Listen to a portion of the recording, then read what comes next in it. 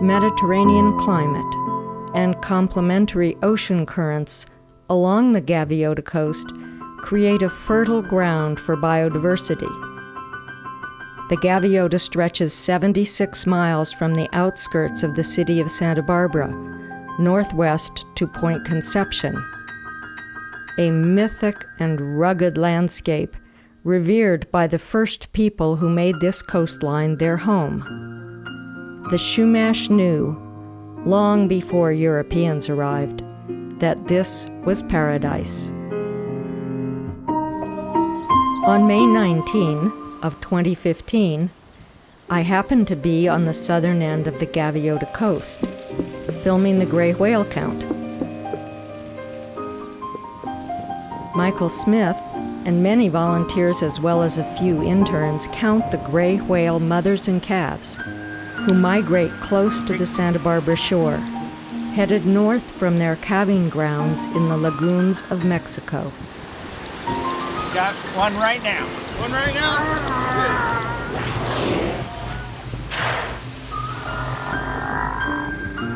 Good. This happened to be the 92nd day counters stood at Coal Oil Point on the University of California campus, keeping track.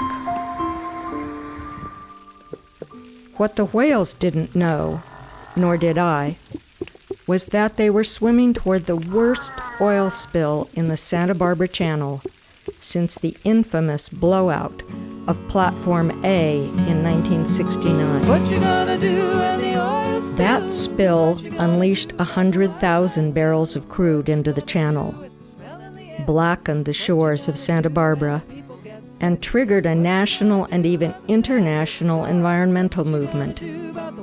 I joined the armies of activists shocked by that disaster. That Halloween, I even dressed in an oily-looking shroud and went to a Halloween party as an oil slick. What you gonna do? The 1969 spill triggered an era of environmental outrage that resulted in creation of the Environmental Protection Agency, EPA, and passage of clean air and clean water laws. But none of these are foolproof guarantees against oil spills.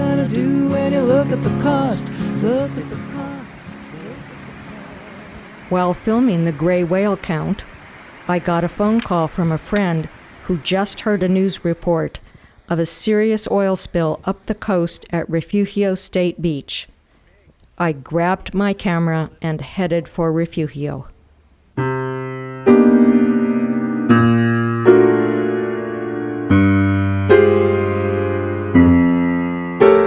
I got a call from a friend down in Los Angeles who saw the news reports early on about the spill at the Refugio Beach, where he knows I surf regularly. And so I raced up there, and I have a year-round pass to get into Refugio. And I talked to the person at the gate and was able to talk them into letting me in, and I got down to the beach, and that was probably at about 4:15. And at that time, there were first responders there, but nothing was being done. And actually, they were pulled away. We got here around 7 o'clock in the evening, so it was a full 8 hours after the spill was known to have started. And we walked down on the beach just a few steps away here, and it was like nothing I'd ever seen. So I thought, because the oil spill started a quarter mile away, when we got there, we would just see some patches of oil or tar on the beach. But in fact, when we got there, the beach was just covered in a layer of thick black oil and tar. It was phenomenal. It was just horrible. We were surrounded by this thick, viscous tar up to the high tide line. And every wave that came in, every brown, splattery, oily wave was spreading the oil farther and farther up the beach. The smell was overpowering.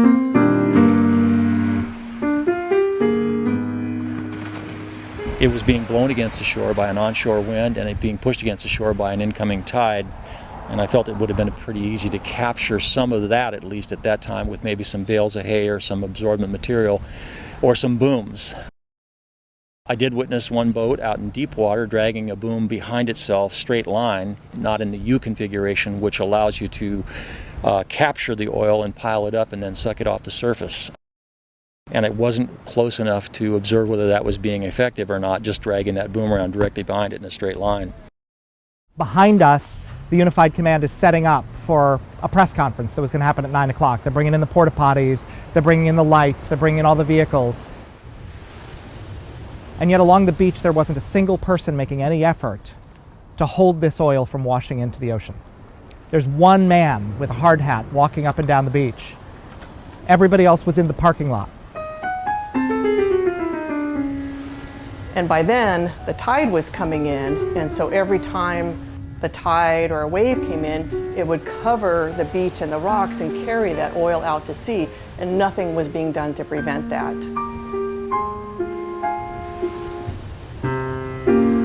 So by the time we came back the next morning, the ocean had done what the ocean does, and it had washed the vast majority of that oil out to sea.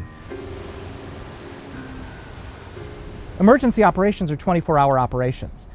They made a strategic decision, which they announced at the press conference at 9 o'clock, which was to wait until first light, do a flyover, and then develop a strategy. They needed to be working that night. They needed to make sure that the oil that's on the beach did not wash out to sea. That could have made a big difference in the amount of oil that ended up killing 300 marine mammals and seabirds, closing 2 state beaches, closing 138 miles of fisheries, and washing up on beaches as far away as Orange County. But no action was taken until the next morning. That's why you have an emergency plan. You don't develop it the next morning when you can see what's happening. Unlike the 1969 spill, this spill didn't start in the ocean. The oil leaked from an underground pipeline on the other side of a major highway. This is where the oil pipeline apparently burst. It didn't burst in the water, it burst up on the land, but then it appears the spill, the oil, traveled down under a highway and ultimately into the water, into the ocean. Authorities say the pipeline leaked today for about 3 hours. It was reportedly stopped by about 3 o'clock local time, which would be 6 o'clock Eastern time. Out here in the ocean, and you can see exactly where the oil entered the water. You see all that black stuff there on the rocks where the worker's standing? That's where it exited a storm drain. Authorities discovered the rupture in the 24-inch line owned by Plains All-American Pipeline on the north side of the 101 freeway near Refugio State Beach just before noon. Residents complaining of the strong odor. Officials say the oil spilled into a culvert flowing under the freeway and emptying onto the beach and into the ocean. The first rule on oil spill response plans is don't spill the damn oil. Okay? The second rule is if you violate Rule 1, you move very quickly to contain. All right, and get your oil spill response plans. And the longer you delay getting people on site, the probability of getting a recovery of oil, any percentage, is really low.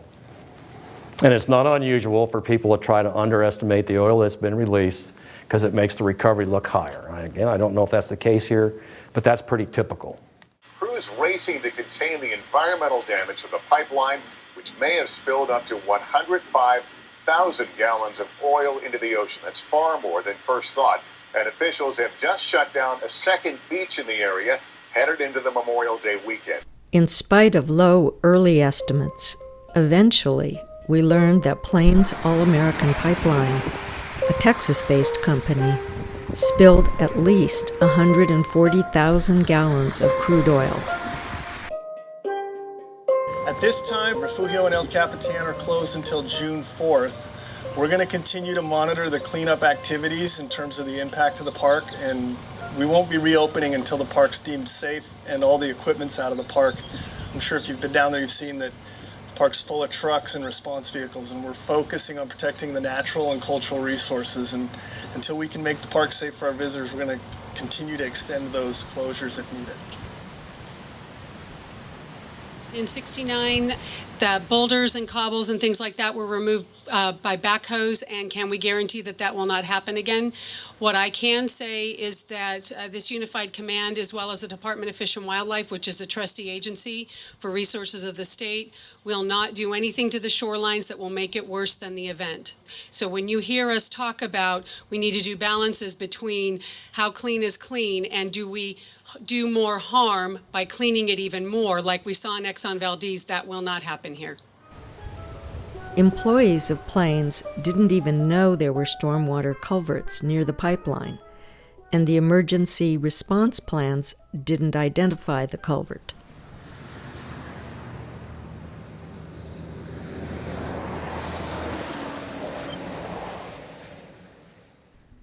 This is the area where oil ran under the highway through a culvert and flowed across state park property on the bluff top and into the ocean. The workers are excavating the contaminated soil to get it off-site.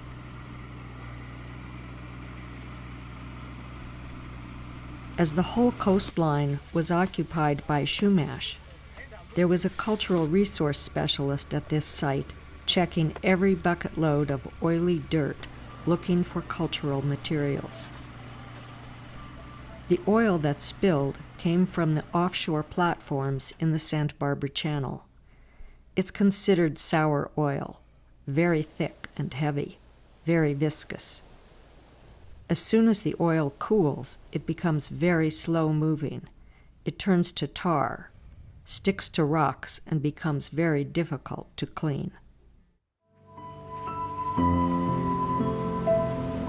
I want you to know that we have a shoreline treatment recommendation from our SCAT teams, shoreline cleanup assessment teams, for heavy oil, which we often call a coat, that has been adhering to immovable, large boulders embedded in the beaches within the tidal zone. The oil coat on these boulders have been removed manually and can be removed manually. This is the treatment recommendation, with flathead square shovels to scrape oil from the surface of the boulders. Sorbent pads will be placed around the rock prior to scraping to catch any of the oil from the surface of the boulder. Once most of the oil is removed in that way, wire brushes can be used to scrape off the remaining of the oil. I want everyone to understand we are not removing mussels from these boulders. Kelp, any kind of barnacles, anything will not be removed. This is just the removal of the gross oil. All this will be placed in buckets for quantification and obviously disposed of accordingly. Depending on the location, we will have qualified biologists and monitors as well as cultural folks to make sure that it's being done in an appropriate manner. The spill created special concerns about the threatened western snowy plover, which nests along our shores during its breeding season. These guys are here, they're scraping up, they're removing tarred seaweed that gets pushed ashore, and they're removing the surface layer of tar balls and stuff like that and oil that's coming onto the beach. They're doing a phenomenal job. These guys work so hard. They're here from 6 in the morning till 6 in the evening. And when these guys are working, cleaning up a big batch of jetsam, sometimes the birds get scared away. Almost all the birds out there have some tar on them because they feed all along the beachfront, and they eat little beach hoppers and stuff like that feed on the kelp.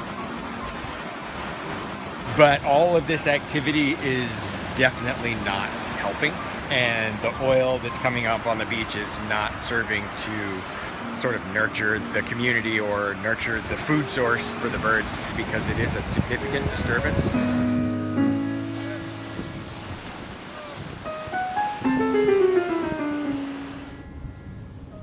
I've been out here since 1996, loving the birds and loving Ormond Beach.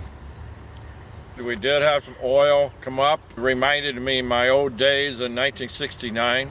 I lived through that oil spill. I didn't want to live again through another one. And to oil to come up on this beach right during the breeding season, it's bad. May 28th was a Thursday, and that's the day that we had all that tar wash up on the beach, and it just did not look normal at all. And how long did it take before they sent a crew down? Exactly a week, and our beach was later than a lot of the other beaches in Ventura County. It hit our beaches on Thursday, and I believe on Sunday they were on San Buenaventura State Beach, and they went through each day and worked on another beach or two, so they got to us on Thursday. The oil companies are doing wrong. From 69 till now, you would think they would have had a lot better technology. They want to drill, then they got to have the technology to, we got an oil spill. They got to stop it right then. We have about 250 bird species that will come through here throughout the year. And they need these areas, they need these beaches.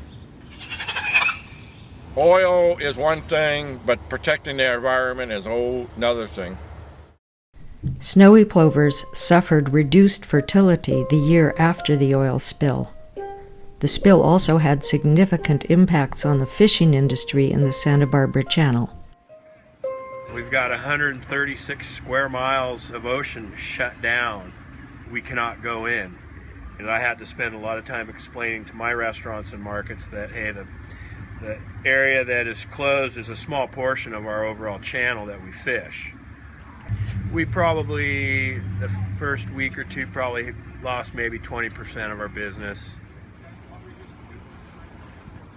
There's a significant closed area. So there's a number of fishermen that were fishing in that and intended to fish in that area that extends 6 miles off the beach. So it's about a 21-mile stretch from Coal Oil Point to Hollister Ranch. So it's a large 6 miles off the beach and 21 miles long restricted area that has been put in place because of the spill, and that has displaced a number of fishermen. So in the immediate near term, there's guys that are suffering economically from that displacement. So I'm asking the Fish and Wildlife to start testing some of the species that are not in the most heavily impacted area, which is the nearshore. And so our hope is to have the offshore species tested so that they can diminish the size of the closed area and reduce the impact to the fishing community. The name of Santa Barbara seafood in general has been tainted by this. The commercial fishermen are having a tough time selling to anybody right now.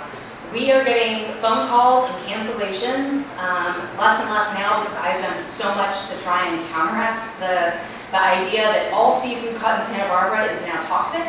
That was a very productive fishing ground for us. The spill also had significant impacts on human health. At about 1:45 in the afternoon, when we were sitting in our office, which is on our ranch on Benedito Canyon, which is about a mile away as a crow flies from Refugio State Beach. We were really getting a very strong smell. It smelled like gasoline to me, and we don't have any kind of gas here. We're not even on propane. I mean, so it was very peculiar. About an hour passed. My 2 men that were working outside came in and said that they began to feel dizzy, and my son was feeling a little dizzy. I was feeling a little queasy, and the smell was horrific, overwhelming to your body, mind, and brain. It made you feel very sick. All 5 of us experienced the same nauseous dizziness, coughing. Noticed my dogs were throwing up. Our 2 dogs started throwing up, and we thought, okay, this is weird. That was Tuesday night. We woke up Wednesday, and it was really bad. And we felt terrible. We were sick then. We had chest, kind of a congested chest. We couldn't breathe. Chemical pneumonia is caused by chemicals that inflame the lung tissue, as opposed to a bacteria or a virus that would cause a normal pneumonia.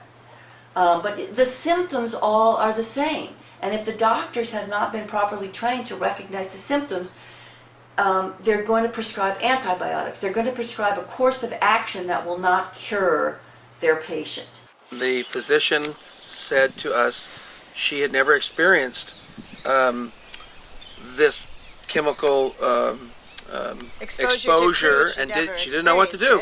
So she went and Googled it. She Googled it. On the computer, she Googled it and said, yes, apparently you can get chemical pneumonia.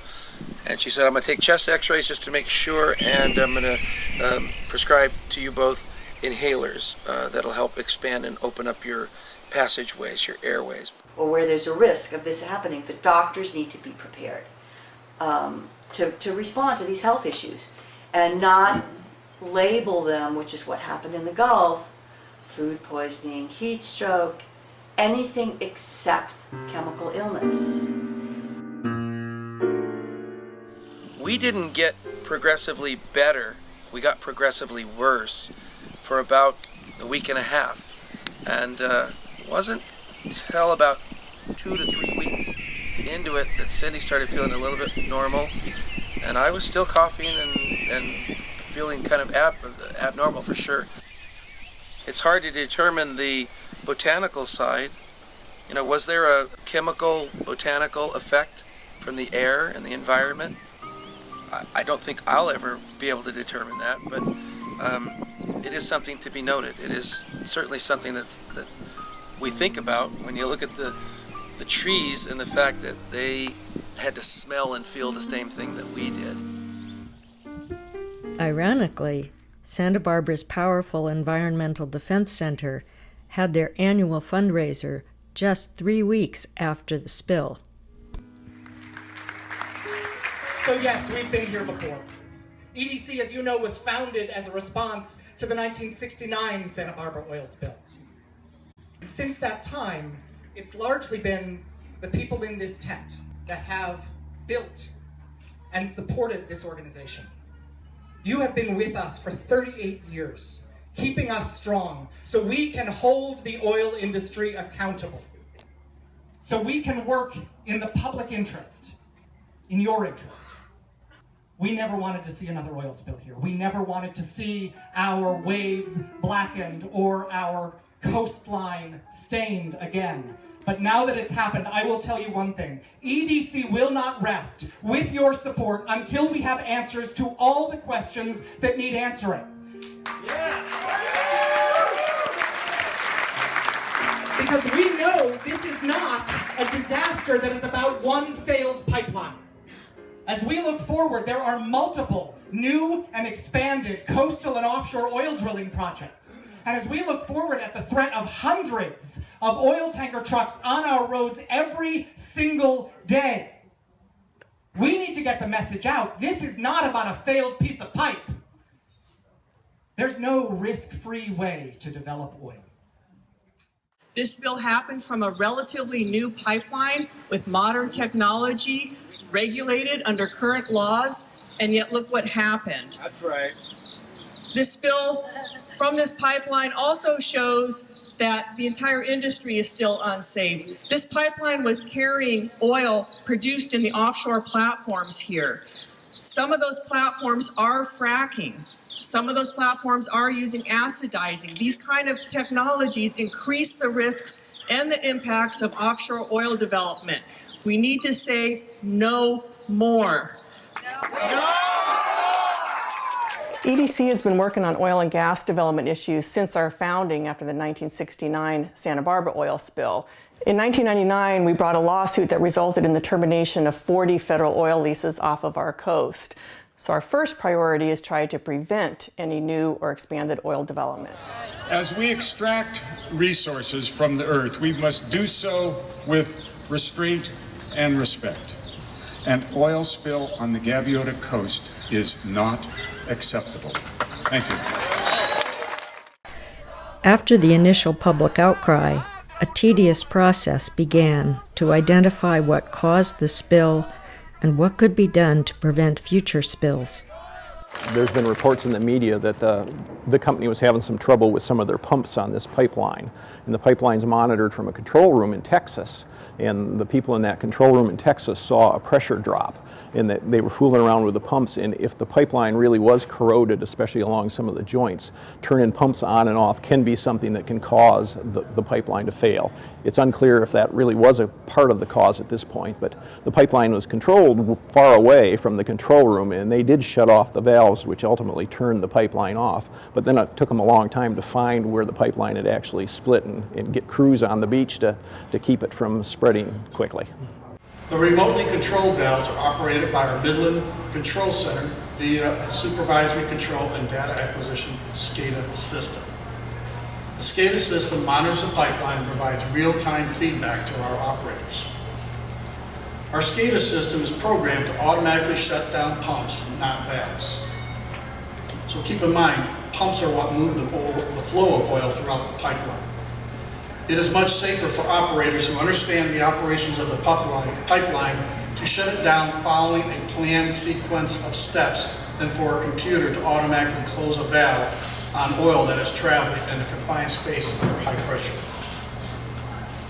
This is all standard operating procedures within our industry.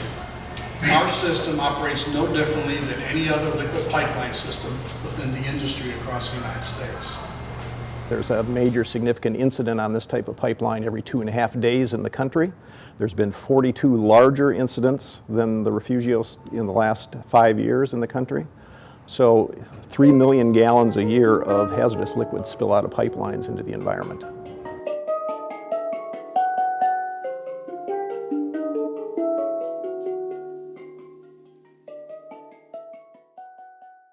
All the incidents that I've investigated over 40-something years, I can't think of a single event that wasn't preventable, especially related to pipelines. There's this illusion that, you know, accidents occur, and I've just got to say, in my many investigations, some of them involving very serious tragedies, they were not accidents.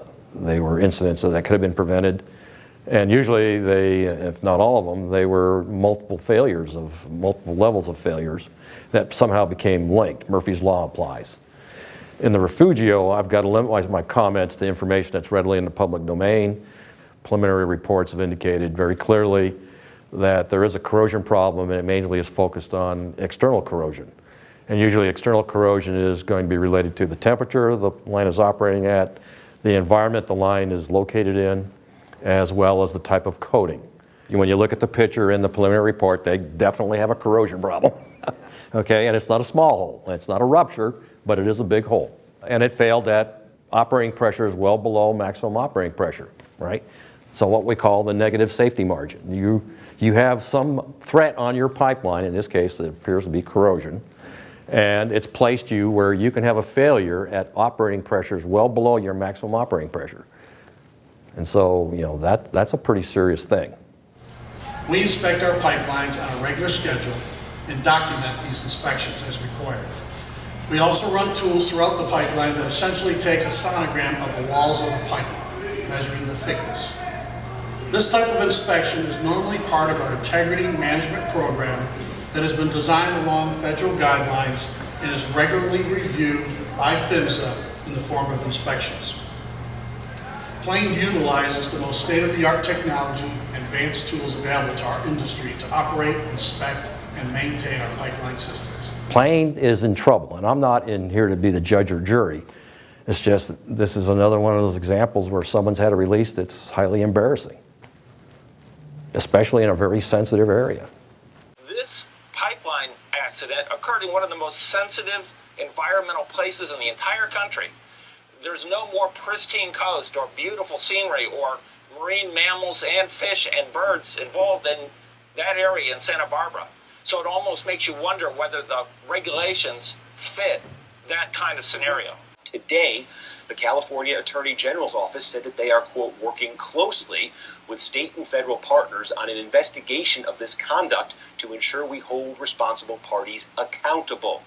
The fact is that the company did not follow state law on declaring the spill and on noticing the 3 entities that they are required to notice within about 15 minutes.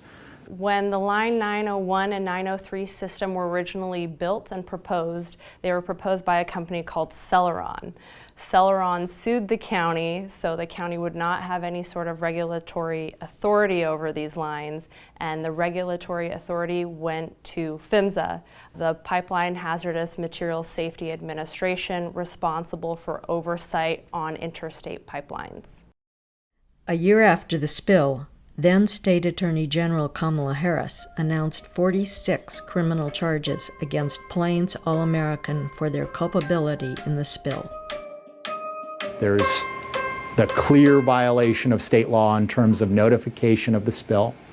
There is the question of whether they did not properly read their own safety reports.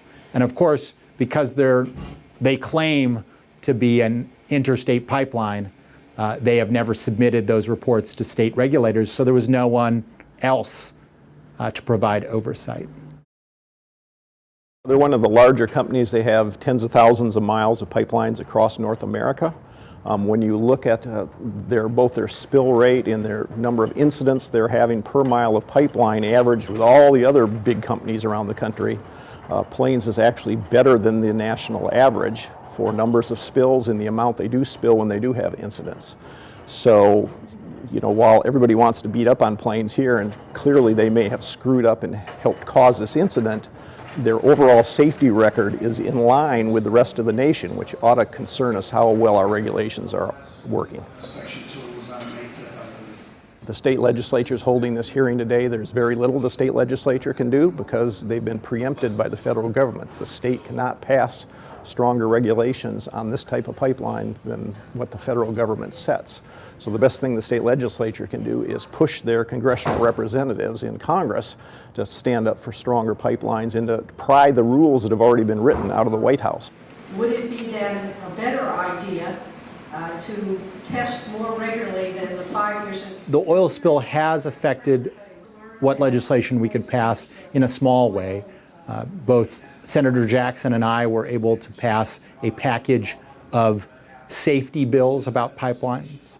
Mine requires the best achievable technology, and hers a greater regime of oversight. And that's important, but I have to tell you, on the bigger stuff, it has not changed where people are in the legislature. That there are still many folks who are sympathetic to the oil industry, and that is alarming to me. The spill also had a powerful effect on an application for expanded oil production from Veneco, a locally owned oil company.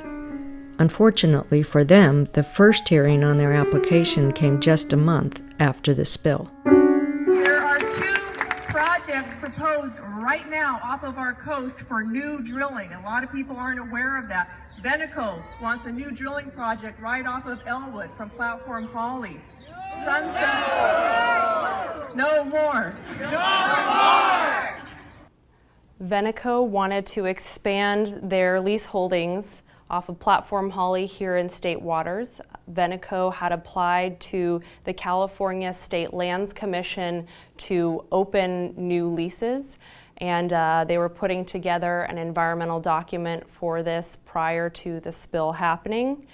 And once the spill had happened, I believe 2 commissioners, Betty Yee and Mr. Newsom, came out against or in opposed to giving these leases to Veneco for oil production purposes. Right now, the Elwood facility is a non-conforming use. And one of the aspects of that is that it can continue, it's sort of grandfathered in, but no new activity can go on there. And so then the question is, if the oil from the pier, instead of going the way it used to go, by pipeline to the marine terminals, which are no longer there, it would go in a pipeline directly to the onshore oil facility. And is that a new use or not? It would require a permit from the city of Gaviota. And the alternative is to process on the pier, which obviously is totally undesirable. This is the Veneco Elwood onshore facility where Veneco processes the oil and gas that's produced from Platform Holly. This facility was built in the 1950s. It's a very old facility. There was a big gas leak here in 1999. The site was actually rezoned to be used for recreational uses. And so we have been working ever since 1990 when the site was rezoned to have this facility shut down so the property can be used for its intended purpose. That's better for the community, get rid of any danger, any health risk, and have this be a community amenity right next to other recreational uses like the Bacara, Sandpiper, Elwood. It's really a community resource here.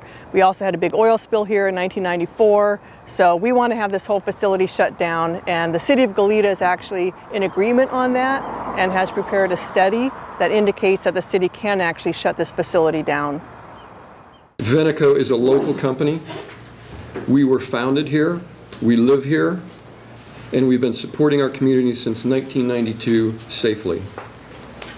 We are recognized by state and federal regulatory agencies as a premier operator.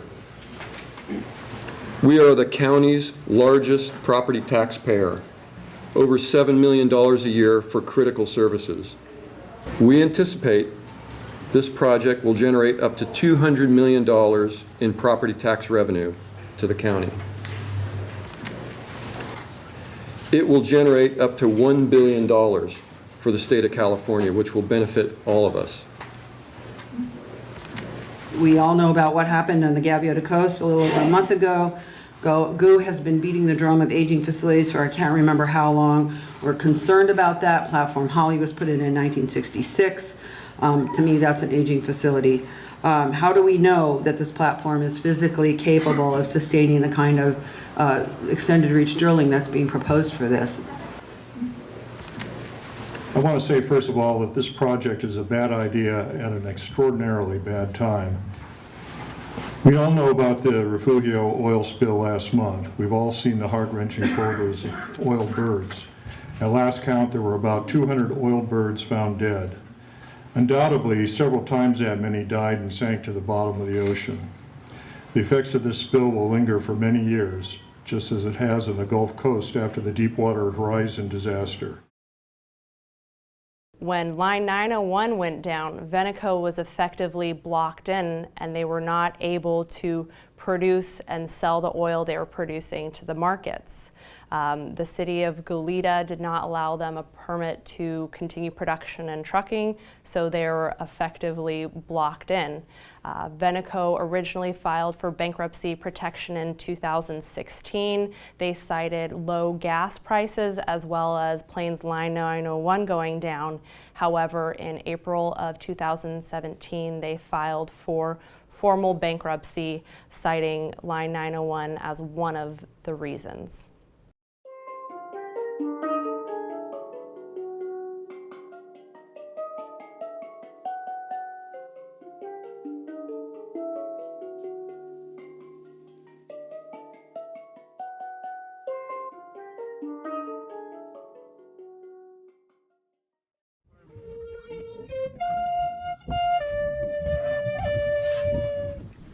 One of the inspiring things about the spill was how so many ordinary citizens wanted to be part of the solution in their own unique ways.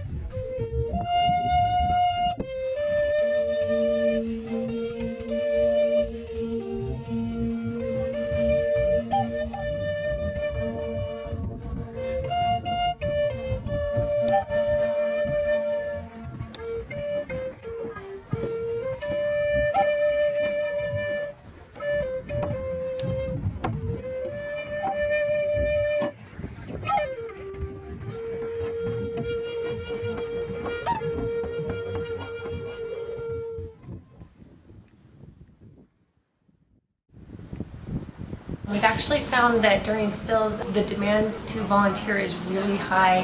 What they want is to be able to participate and be part of the spill response. They really care about their beaches and the animals on the beaches, and what they really want to do is to be able to help. So most cleanup contractors need to have 24-hour training. For a one-time opportunity for people, we can condense that, our industrial hygienists, with 4 hours training, and it's basically going to be the hazards they need to be concerned about with the oil. But we would not put the public out in areas where we felt they could not do that safely, either for themselves or for the environment. I'm noticing that there's a difference in consistency between the tar that is normally found on this beach and some of the weathered oil that we're picking up today. The effort is very, very well organized. We're obviously extremely well and very fashionably supplied, as you can see. When we get a call, it's very helpful if people call the hotline for the OWCN to let us know that there is an animal out there. We can then respond. We go out and we can get the animal, bring it back to our field stabilization area, where our veterinarians will take a look at the animal and make sure that it is stable enough to transport. And then all the marine mammals are heading down to SeaWorld San Diego, where they then are taken in by the team there that is specially trained for the oil spill response as well. And they are stabilized by the veterinarians and the animal care staff there, and then washed and then rehabilitated and returned. We've had 51 birds come from the refugio incident area, and most of those were brown pelicans, and of those 51 that came here alive, 9 of those actually either died here or had to be euthanized, but the rest of them are either getting ready to be cleaned or are in the final recovery mode. There's 35 birds that are actually in the final recovery mode, and so they should be released in the coming weeks. We've had people coming in from SeaWorld all the way down south from San Diego, and we have people coming in from Bird LAX all the way up in Arcata. So we've activated people from around the state to come. The folks at International Bird Rescue, Wetlands and Wildlife Care Center, Monterey Bay Aquarium have all sent large numbers of people to us. It's quite a process, and you can see that it takes a lot of people, particularly pelicans. They're a very large bird, so generally it takes 3 people, sometimes 4, depending upon how big and whether or not the bird is very feisty. Then the washing process is basically you take a big tub of warm water, it has Dawn dish soap in it, and you just start washing that animal, and you try to get all that soap around the feathers to clean off and really de-oil the bird and de-oil those feathers. And you just go from one tub. Once that tub is dirty, you go to the next tub, until the next one, and the next one, until you come out with a tub of water that's fairly clean. Once that's done, then the bird goes through a rinsing where any soap or any residue is taken off. These birds are all very alert. They're standing up, they're holding their wings symmetrically. Those are all important signs that we look for to say that this bird is doing well. And they're mostly waterproof. A few of these birds might need some spot washes if there's a little bit of oil left on them, but for the most part, these birds are pretty clean. It is said it takes a village to raise a child. It also takes a village to rehabilitate an oiled bird. So I do want to thank and acknowledge all of the 35 member organizations that are part of the Oiled Wildlife Care Network.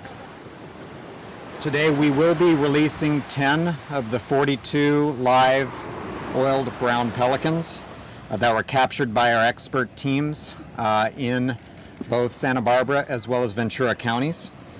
5 of these animals we're releasing today do have satellite transmitters on them.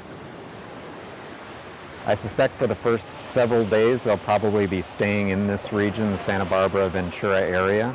But after that, you know, they could go just about anywhere.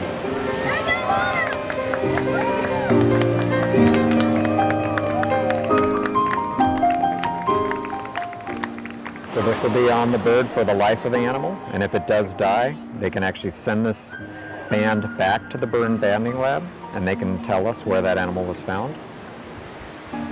All of the animals that do have the satellite transmitters on them are adults. We're choosing a combination of males and females because not only do we want to be assessing how well they survive, we also want to be looking at potential reproduction as well. So we're following them for hopefully up to 2 years, see if they have nest attendance back in breeding colonies.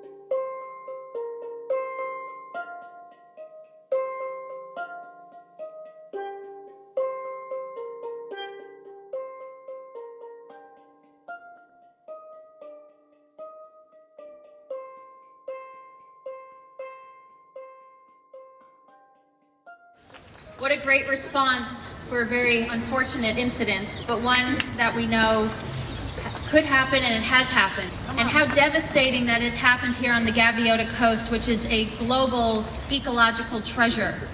We need to figure a way to get away from fossil fuels and move towards more renewable and clean energy sources like solar and wind and geothermal and a number of different other areas.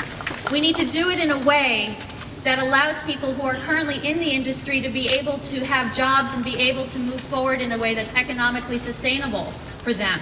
and also figure out how we as a community can work together on something that's both environmentally sound and economically strong. We can do that here in Santa Barbara.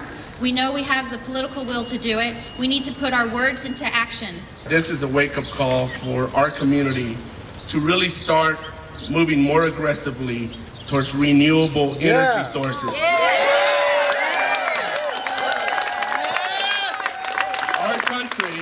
Our country does not have an energy policy, one that calls out for an expansion of renewables. And we really need to work to do that, like we've done here in Santa Barbara County with Cuyama Solar, for example, as one facility. Responsible business doesn't pollute the ocean. Responsible business builds the future infrastructure that we're going to need to come into alignment with the Earth and with the planet. The future of business is taking responsibility for the planet.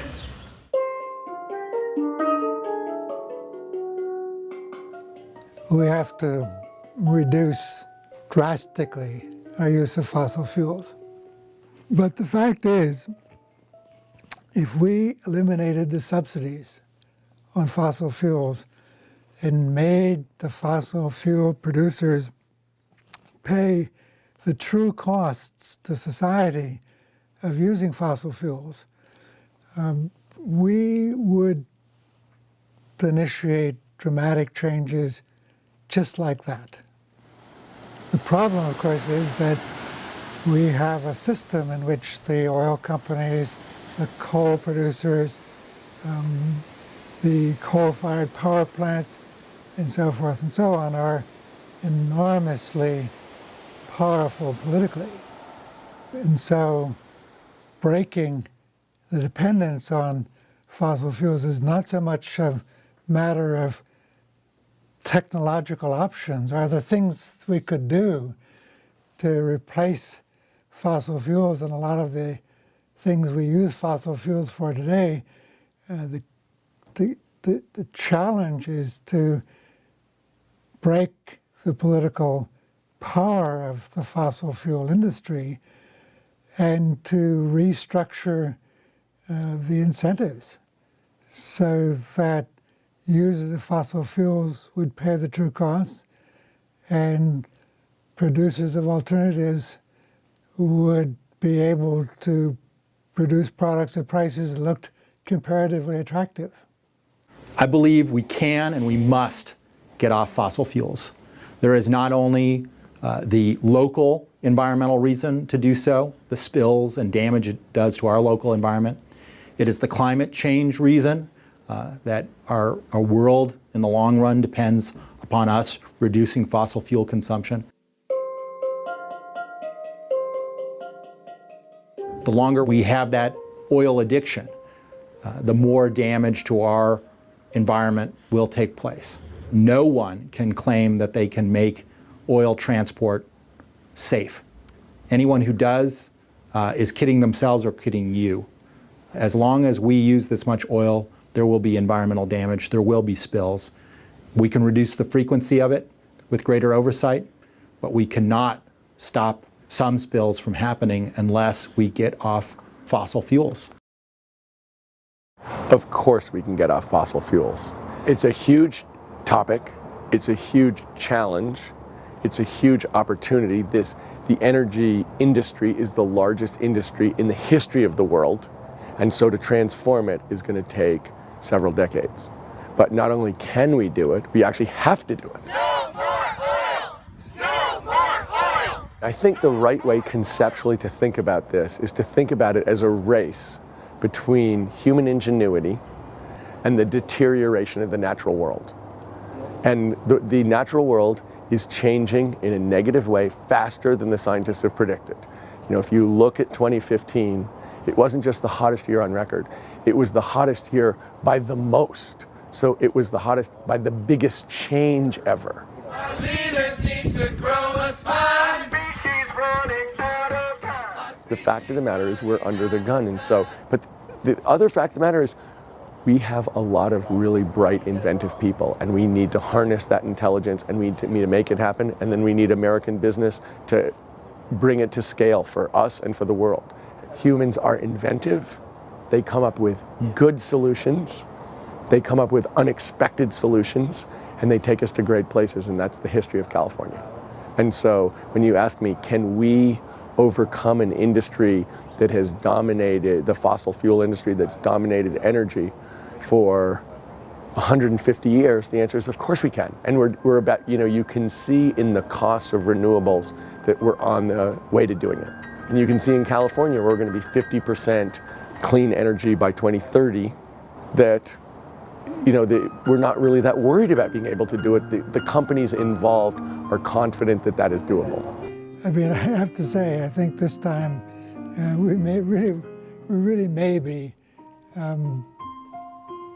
leaving succeeding generations between a rock and a hard place.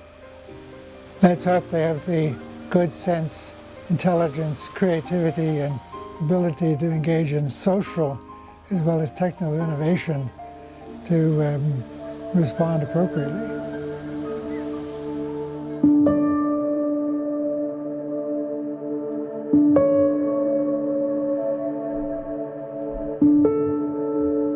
There are now 2.6 million miles of dangerous pipelines in the United States alone.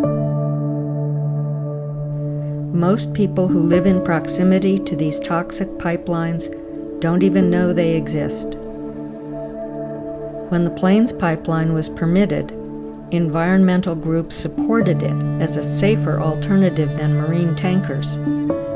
These groups had no idea at the time that a break in this upland line could spill oil into the ocean. It was just another way in which we were all living in ignorance of the danger that was right at our door.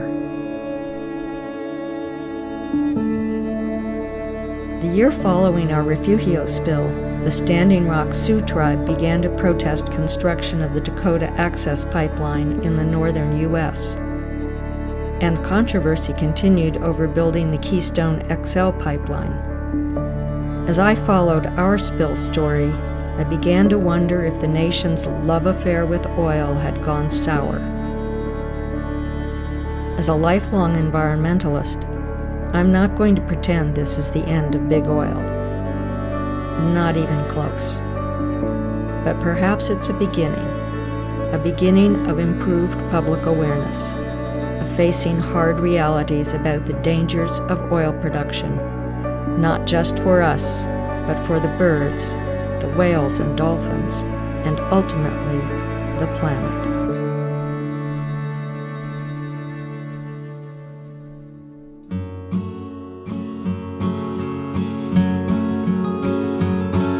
All the talk about the oil rigs, platforms out at sea, how we all have heard the figures, how it saves us energy.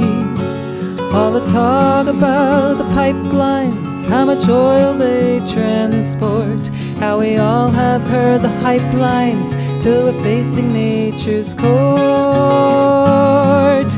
What you gonna do when the oil spills? What you gonna do about the wildlife killed? What you gonna do with the smell and the ick? What you gonna do when the people get sick? What you gonna do about the sanded tars? What you gonna do about the water at Mars? What you gonna do about your paradise lost? What you gonna do when you look at the cost? Look at the cost, look at the cost. All the talk about the valves and such that keep the pipes okay. All the talk about just how much they're built for safe convey. All the talk about the industry, how its network grows and grows. All the talk about its safety until its safety goes. What you gonna do when the oil spills?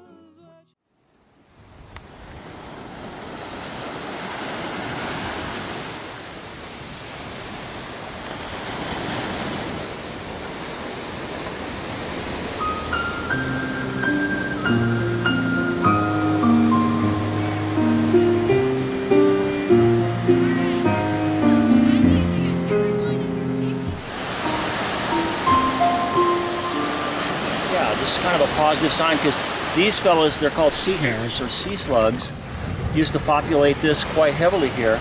And after the oil spill, this is the first one I've seen since the oil spill. And when he's defensive, he'll actually squirt a stream of ink out like an octopus. I think they're related. But it's nice to see a live sea hare back here.